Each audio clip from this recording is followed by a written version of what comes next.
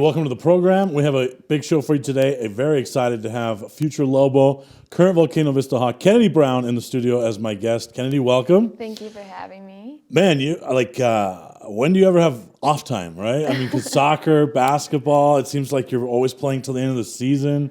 What's that like, just having so many things to do? Honestly, I enjoy it. It's been like that since I was little, and I'm pretty used to it. That's pretty much how my whole family kind of runs, is no stopping. So, I mean, I like it a lot. What's the transition like from one to the other? So soccer will start early in the fall, and then kind of summertime just to get ready for it. And then you just jump right into basketball. And it's pretty easy. I mean, just skill-wise is really what you got to work on. Right. So the conditioning and all that piece, that's probably there, right, from soccer? Yes.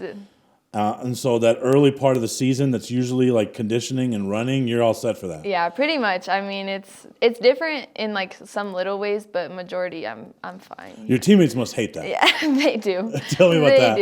They do. I mean, going into it, I know Natalia's transitioning from volleyball, which I mean, that's completely different than basketball. So it's a lot of conditioning within practices, and getting used to it, it's hard, but I kind of jump right in, and I'm just a little behind on the skill level, so right. I mean, it's easy to adjust. And what about the off season, right? When you're not in school, like how much soccer time are you putting in? How much basketball time are you putting in? What's that like? So before I committed, it was all soccer, just because I knew that was what I wanted to do and like pursue in college. So a majority of my time went to like camps, traveling, and just like club soccer if it was out of high school. But this year, once I committed, then after soccer season, I transitioned to basketball and really put most of my time in that. And that had to be pretty different too, right? You're so used to always doing soccer in the off season, and then you just flipped the switch to basketball instead. Yeah. I mean, was that difficult at all? No, not really. I mean, it was just more of a kind of understanding that now I got to work extra harder to get back ready for college soccer, as kind of I took some time off. Right. So now that you've finished another championship season for basketball, what have you been doing now? I'm back into club soccer. So actually, I had a game that next day, but I didn't play in it, just kind of to let myself recover. But that week, I traveled out to Vegas, and I had a soccer tournament. So you're basically Superwoman, is what you're telling us. Like, I'm lucky when I'm wearing matching socks. But you're just basketball, soccer, it's interchangeable, just whatever. Yeah, pretty much, yeah. It cannot be that easy, though. It's not. I feel like I've been doing it for enough time where I'm pretty used to it. I could understand like how it is difficult, but I don't know. I feel like that's what I enjoy the most, is just always having something to do. Right. Now, you're going to your senior year, we're talking soccer now. Pretty big weight off your shoulder, knowing that you're already set going to UNM, right? Did that make how does that make things easier? That was pretty much my goal, like going into this year, is I really just want to be able to like enjoy my high school and club experience, because the recruiting process was really hard and like stressful for me. So I wanted to commit earlier before the school year, so then high school was very much like just enjoying the last like time spent with my friends. So for a dope like me, explain the difference between club and high school. What are the differences? Beyond the obvious, but what are the differences as far as competition, as far as getting noticed, which is what always people talk about, right? What are the differences? So for high school, it's always like in New Mexico.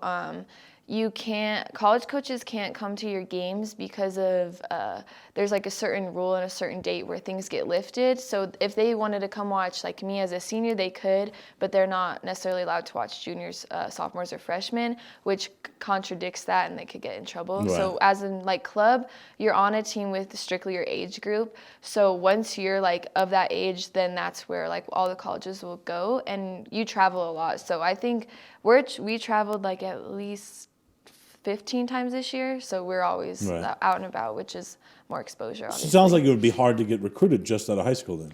It's very difficult. I mean, it's rare to find girls that want to play at the next level who are just playing high school soccer.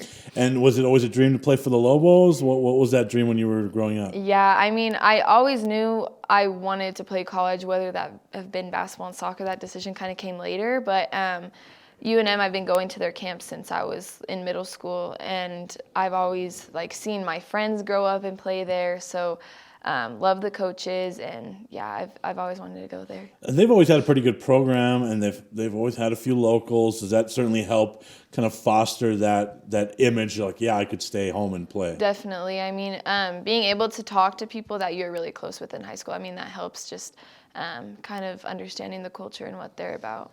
So tell us about the call, when you got the call, when they said, yeah, we want you. I was actually at a camp the day before, and then a lot of my teammates, we always just go, whether, like, some of them will go just for fun, just because our whole team's going, but I was emailing them, calling them a lot, and it was a really long process for me, actually, because of the whole COVID situation. But I talked to Coach Heather at the camp, and then she was like, can we have a meeting tomorrow? And then that next day is when I committed. Okay. What, did you go by yourself? Did you it was me and my go? dad. Okay, yeah. Right, okay. What about, I mean, is there a school that could have sweet talked you away from UNM? I don't think so. I really wanted to stay. I feel like my biggest thing was staying near my parents and my brothers. So again, that made your senior year a lot easier. So take us through your senior year. I mean, obviously you had a good year, 13 games, you scored 12 times, 5 assists. So take us through that senior year.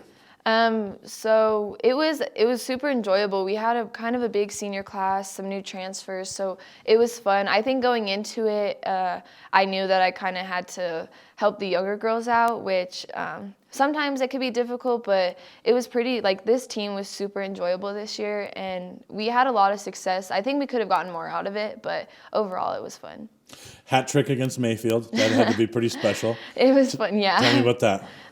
So I actually played center back, so it's kind of like when I score, normally it's not a lot. So that was kind of fun about the high school thing is I could recover if something would have happened, because normally for club I'm strictly in the back. So scoring a lot this year is kind of surprising, but that's what everybody loves to do. So. Okay. We're going to take a break. I do want to talk about how COVID kind of impacted everything, right? Because that did wipe out your junior year of soccer, right? So I want to get into that, and then, of course, we'll switch gears to basketball, more with Kennedy Brown right after this. Well, I'm going to the frontier, walking to the cashier, order up a root beer and a number one. Cover it with green stuff, one scoop is not enough. Find a booth is real tough, back by the Duke. Meet my family, meet my friends in the quirkiest restaurant I have ever been. All of Albuquerque's favorite spot, it's the Frontier Restaurant. The Frontier Restaurant is a proud supporter of Proview Networks. Don't sacrifice quality of flavor when you're in a hurry. Golden Pride offers ribs, fried chicken, green and red chili breakfast burritos, and Frontier Cinnabons. 4 great locations, or visit us online at goldenpride@abq.com. Golden Pride Barbecue Chicken and Ribs, proud supporter of Proview Sports Network. For certified collision and body repair, visit the experts at Car Crafters. 5 locations in Albuquerque and Rio Rancho. Visit carcrafters.com. Car Crafters, it's like it never happened.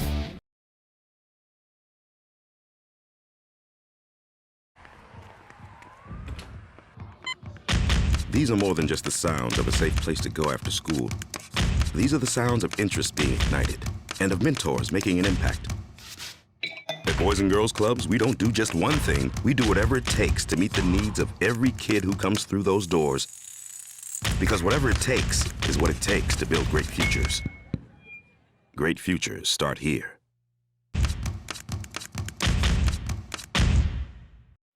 High school sports are back. You can watch every Proview Network broadcast online on the NFHS network. Every moment from every game from every sport, including all NMAA state championship games. Get your monthly pass now. Just go to ProviewNetworks.com, click on the NFHS logo, and sign up today. Watch New Mexico's best. Back with Volcano Vista's Kennedy Brown. We talked about your junior year got wiped out because of COVID. So what was that like? What did you do to stay ready at that point? And what did that do to you mentally? Did you kind of think that would affect your progress? I mean, because everyone kind of treats it different. So tell me how that affected you. So during that time, obviously we couldn't play or really practice here in New Mexico. So I was playing with a team out in Phoenix. So every weekend I would drive out with one of my parents and I would play 2 or 3 games out there and then just drive back that Monday. And school was online, so I really didn't miss that much, which was the nice part about it. So I would just come back, get my work done, and then it would pretty much every week I would go out and play. So you stayed pretty ready then. It didn't really affect you much, but obviously teammates, you didn't see them as much probably, right? So Yeah. what was that kind of like? It was hard because we were in pods, so practicing soccer with like 3 or 4 girls, there's not really much you could do. So it was all just like skill-wise, and then our coach would send us workouts, and we'd have to send like videos and like scores and that kind of stuff back. What can you do in a pod Yeah. system for soccer? I mean, what did that look like? It was a lot of like literally just passing and dribbling and cones, and you had to stay social distance. You couldn't really touch each other, like that kind of stuff. You couldn't share the same ball, so it was difficult. Right. It was a lot of on your own. So kind of like in the World Cup when you're not allowed to touch Messi, you're not allowed to touch Ronaldo, you can't get near him. Kind of like that then, right? Exactly. Okay, all pretty right. much. See, I get it. Okay. Did it affect you in any way when you thought moving forward? Like, did this hinder you at all, or you just kind of got through it? I was really stressed recruiting-wise because everybody got an extra year. So a lot of coaches and teams only needed at least like 1 or 2 from our class as of last year because they didn't know who was going to come back and what their roster and that kind of stuff was going to look like. So getting on the phone and like talking to people, it was like, oh, we have about 7 in your position and a lot of them are underclassmen. So that was a stressful part. But what about, this might be a really stupid question. I'm already regretting it, but is there a soccer transfer portal? Yeah. Okay, so there is. Okay. Yes. So that hurts as well, right? So you have COVID plus the transfer portal. That really hurts high school kids getting recruited in any sport, right? Yeah, it was super hard for our class, and luckily our club does a really good job of working with us and reaching out to coaches when we weren't able to. So that was a blessing, obviously. What does that look like? Getting your name out there, getting your film out there. That's probably the number one question I get asked a lot is, hey, how do I get film out there? So what did that look like for you? So our coach, your club coach. Club coach made us we had to do a spreadsheet. So we had to email at least like 50 colleges, and it had to be like a certain percentage of like Division I, Division II, Division III, NAIA. And it was like a monthly thing, and then it was for every single tournament that we went out to, we would send emails to certain schools that we were so interested in. what goes in, hi, my name is, Yeah. here's some film. I mean, take me through everything. You would say, hi, my name is, you try and put like your GPA, like your position, your club, like position versus high school, what you're capable of, and then you try and like sneak in an interesting fact so they remember you. Like that's the main thing is put something in there. What's your interesting fact? I think that it was something about what I wanted to major in and how I got into it. So it's like I want to major in nursing, and it was because of my little brothers and like them growing up. So yeah, that was. All right, let's shift to basketball if we could. First thing I want to ask you is, so you're on this team with arguably 2 of the best players in the state of New Mexico, right? Natalia and Jalen.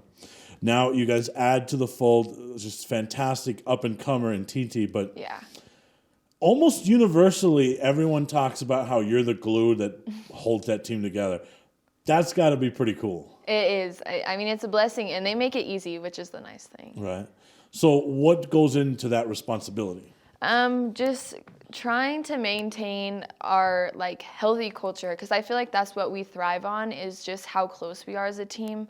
Obviously, growing up with literally every single one of them helped, but I think that was like my main focus is just making sure we had our heads on straight. Right, and it's phenomenal. I looked up some stats, and your stats pretty much the same every year. Yeah. Right, like almost like shockingly so. I'm like, is this right?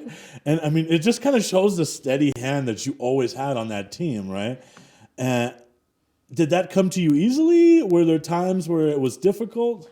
I think I pretty much knew my role on the team, and I don't have a problem with it. I mean, like maybe if I don't want to say we were like not as good, but you know what I mean? Like Right. Well, that wasn't an issue. yeah, I knew exactly what needed to be done, and I kind of I was fine with that role, Right. and I had good enough players around me to obviously Right. be able to achieve that. But then when people start saying, hey, like Kennedy's kind of the glue that, you know, the straw that stirs the string, that had to be pretty cool because not always, the role players not always recognized, but you did it at such a high level that people really saw that. Yeah, that was nice because sometimes, I mean, you can kind of get discouraged because my stats aren't there. Like, but I never really thought that was a big deal. I knew like underneath, my teammates obviously like told me how important I am to them, and like just the reassurance was. Right.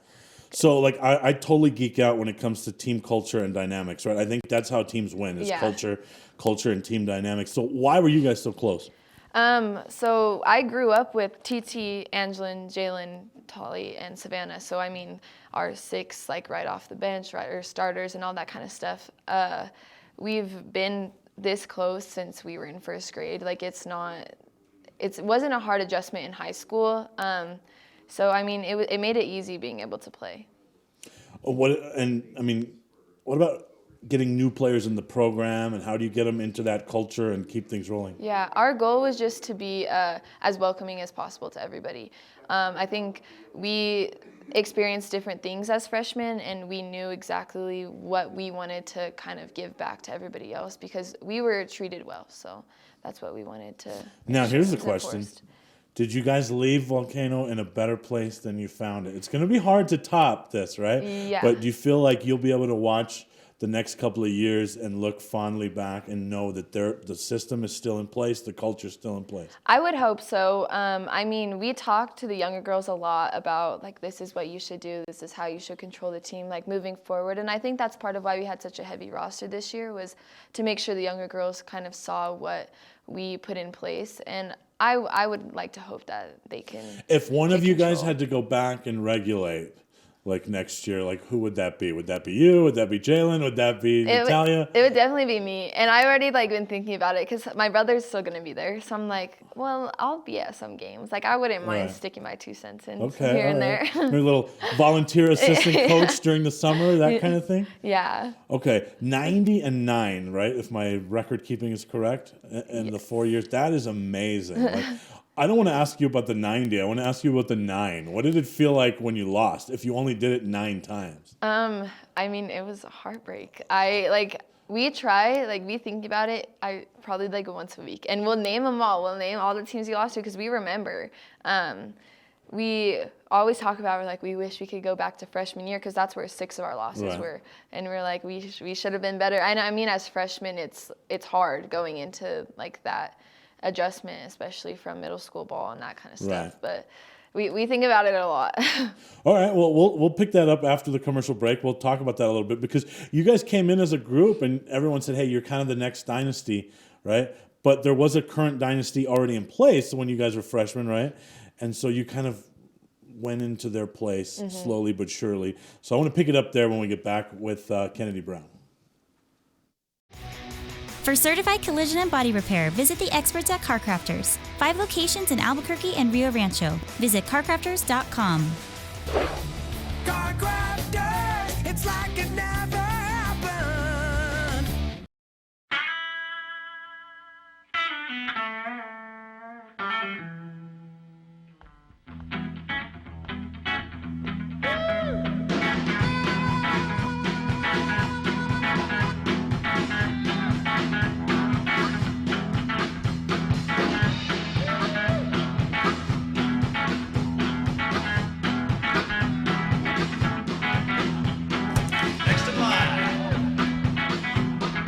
Rudy's is a proud supporter of Proview Networks.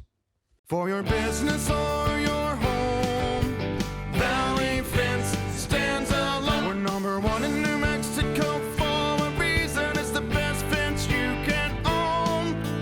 Proudly serving New Mexico for over 50 years. At Valley Fence, the difference is clear. No fence too big, too small, or difficult. We handle them all at Valley Fence Company. The energy landscape is limitless and ever-changing. Cleaner energy resources are crucial to New Mexico's environment. For 100 years, PNM has utilized cutting-edge technology and employed hard-working New Mexicans to ensure that we have consistent, reliable energy when we need it. For life's loudest moments, quietest moments, and every moment in between. We're dedicated to providing you with energy now and into the future. All you have to do is dream of what to do with it next. For 50 years, Clark's Pet Emporium has been your pet's favorite stop. Fish, birds, cats, dogs, reptiles, and small animals. Clark's has built a tradition of friendly, knowledgeable service focused on affordable, quality pet care products and food. Locally owned and operated with 2 convenient locations for all your pet needs, including an extensive selection of gifts for both owners and pets. 11200 Manal Northeast or 4914 Lomas Northeast. Clark's Pet Emporium is celebrating 50 years. Thank you, Albuquerque, the pet supply superstore. ClarksPets.com. We're back with Kennedy Brown of the Volcano Vista Hawks. We're talking hoops right now. We got all of our soccer stuff out of the way already. Did you guys feel, as a freshman group, there were already these expectations on you? I feel like it was there somewhat, not to the point where we were overwhelmed, but like we knew what we were capable of. All right. Did you guys kind of hear that chatter? Everyone saying, hey, this is the next group, right? If I recall, West Mesa was really good at the time, right? They were on their little run for city titles, and everyone said, hey, this is the next group. Did you guys already hear that chatter? We did. Going in, but even in 8th grade, I think we heard it a lot. So any growing pains as a team? I mean, you talked about the 6 losses, but even that is pretty impressive, right? Yeah. But what were the growing pains behind the scenes? I think just understanding that like every single person on the team matters, and before it was just our AAU team playing, and everybody was super good, so everybody kind of got their own in like a sense. But moving into high school, it takes multiple different people and personalities to be able to be successful. South Carolina wins the national title, right? And their coach is talking about the girls that didn't play in the game that made them better. Is that kind of the team dynamic that you're talking about? 100%. I mean, we don't necessarily call them practice players, but people that help us in practices and just just nonstop encouragement and that kind. Like, you know, you can't really replace that just from others. Which Natalia or Jalen? Which one were you locking up in practice? Or both? I feel like it like varied, but I wouldn't say I locked them up. I can't like. Oh, come on! I'm there. You're done playing basketball. You can say that now. I don't know if I would consider it that. I mean, we go hard at each other, but I know that they both scored on me 100 times. But how much better of a defensive player were you because you got to go against 2 offensive players like that? Yeah, 100%. I mean, they help you in ways that you don't even realize until you get out on the court. Right. All right, let's fast forward a couple of years to, I want to go to the buzzer beater against Hawks, right? Take us through that. Where were you on the court? So they just hit a 3, and I inbound the ball. So I inbounded it to Tali. Tali thought we were tied. She was trying to dribble the clock out, and I was like, so I ran to the ref and called a timeout because Coach was screaming at the other side of the court. So we drew up our play, and I was the inbounder again, and we had our little Jalen and Tali was the goal to get into their hands. Okay. So Natalia ran to me. I just passed her, and I was yelling. I was like, just shoot it, and she shot it. So I think I was underneath our basket and just like dead bullet straight to her. Okay. Yeah. Did you think it was good in the air? Or I was so far off to like the left that I really wasn't paying attention. Like I was just like kind of looking around the whole court rather than just staring at the ball. So I was like looking at I think I was looking at Jalen's reaction, and then I was like, oh, like okay, that actually went in. So that was kind of where I was. What about the whirlwind after it? Right, it's on ESPN. It's in the New York Times. What about all that? I mean, that was insane. Like we didn't know that was going to happen. Right. Like it was a big deal to us, but we didn't know that anybody else would really care in like that sense. But that was super exciting, and it kind of just, I feel like, gave us more motivation for this year. Right. Speaking of this year, what was the mindset around the team? I think very early on in the season, I kind of went out and said, hey, this is going to be a coronation. This is not going to be a season. Like, this is Volcanoes to lose. Can anyone give them a game? No, I don't think so. And I think more and more as the season went on, people started to say that, right? Obviously, you had to hear some of that. We did. It was a lot in our ears, actually, just trying to say that like we should already be in the state championship and that kind of stuff. And I mean, sometimes it gets to you, but for us, like we knew that's exactly where we were going to be. So I don't think it really altered our. So was it different at all going into a season where the expectation was, state championship, but a realistic expectation was also an undefeated season, right? Yeah, so it was a lot of pressure, honestly. And I think we felt that since our first practice, but as a team and us together, we understood that if anybody could handle it, it was us. And I think that's what we got together. We had a team dinner the game before, the day before our first game, and we made a poster and we wrote all of our goals out. And it was just like a metro championship, district championship, and a state championship, and then everything that it would take for us to get there. And that's what we achieved this year. So. Right. I want to talk a little bit about the emotional part of the season, which is obviously Papa, right? I mean, the way he brought that community together, both basketball teams, boys and girls, and really the whole sports community there at Volcano Vista. Did you expect that? I mean, did you see that happening organically? Like, it seemed like every week it was getting bigger and bigger and more people supporting and more people just kind of aware. I mean, it was amazing, and that was our goal from the start. Like, even when he was first diagnosed, we just wanted to make it more rare because it's a super under talked about disease, so nobody really understands what it is. And a bunch of people actually asked me this year, why are you wearing purple? What does it stand for? And that kind of stuff. So it was amazing to see. What does it stand for to our audience? Multiple system atrophy. So it's a disease off of Parkinson's, but it's a less common one. So he was fully aware of everything, but his whole body would shut down. So that was kind of what would happen, and nobody was aware of it. And it was hard for us, obviously, but it was amazing to see how much it brought us together, not only as a basketball team, boys and girls, but just as our school. Our school really helped us represent him in a positive way. What about? I know you talked about the way your family is, and I've seen it, right? I'm pretty close with Greg and Danny, obviously.